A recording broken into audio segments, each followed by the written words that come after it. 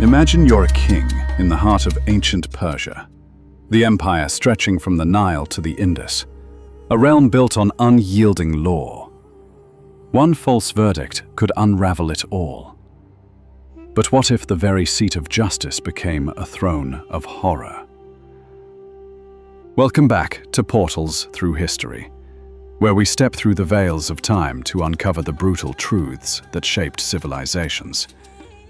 Today, we peel back the layers of a story so visceral, it inspired one of the Renaissance's most infamous paintings. The flaying of Sisamnes, the judge whose skin became his legacy.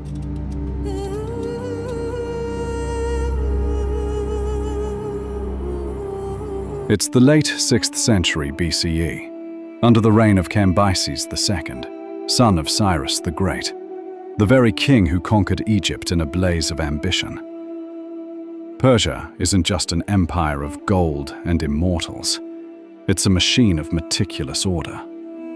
Zoroastrian ideals demand Asha, truth and justice, as the cosmic glue holding chaos at bay. Lying, a capital crime. Bribery, a betrayal of the divine. Judges like Sisamnes, royal appointees overseeing the satrapies, wield godlike power. One sits high in Susa, the administrative jewel of the realm, doling out fates from a carved cedar throne draped in fine linens. Sisamnes was no novice. A trusted advisor, his word carried the weight of the king's seal. But power corrupts, as it so often does. A wealthy merchant, facing ruin in a land dispute, slips a purse of darics, Persia's gleaming gold coins, into the judge's robes. The verdict flips. The merchant walks free. The rightful claimant is ruined, his family scattered to the winds. Whispers reach the court. Cambyses, ever the vigilant sun god incarnate, demands answers. Who dares mock the scales of Ahura Mazda? He will pay dearly for this betrayal. The trial is swift, merciless. Sisamnes, pale and stammering, pleads his case before the king. But Cambyses sees the rot at the empire's core. Justice isn't just blind. It must feel the weight of its failures. You have sold the truth for silver. Now, let your own flesh bear witness. Guards drag Sisamnes away, not to the scaffold or the pit, but to a chamber of exquisite torment.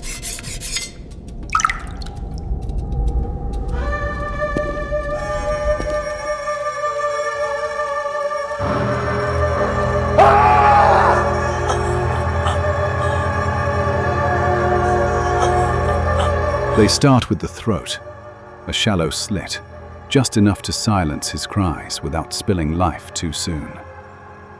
Blood trickles like ink from a broken stylus.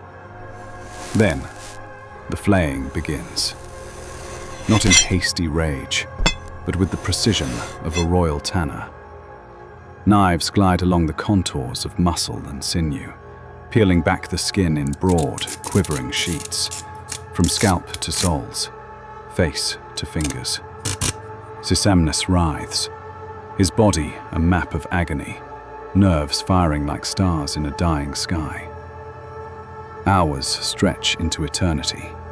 Shock and blood loss blur the edges, but death is denied. The skin must be whole, supple for its purpose. When it's done, what's left is a husk, raw, glistening, stretched on a frame to dry like parchment.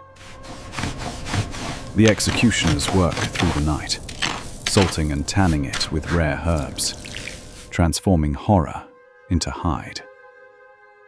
By dawn, the chair awaits, Sisamnes' own seat of judgment, now upholstered in his flesh, draped over the back, stretched taut across the arms and seat.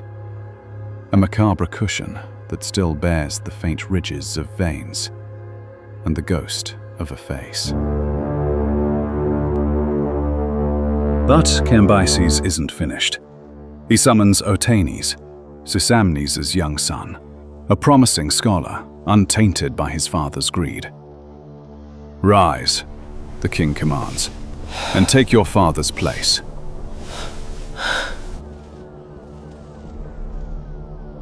Judge with this beneath you.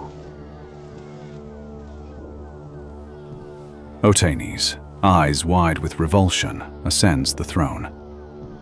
Every session he feels it, the warm give of cured skin, the subtle creak like a whisper from the grave.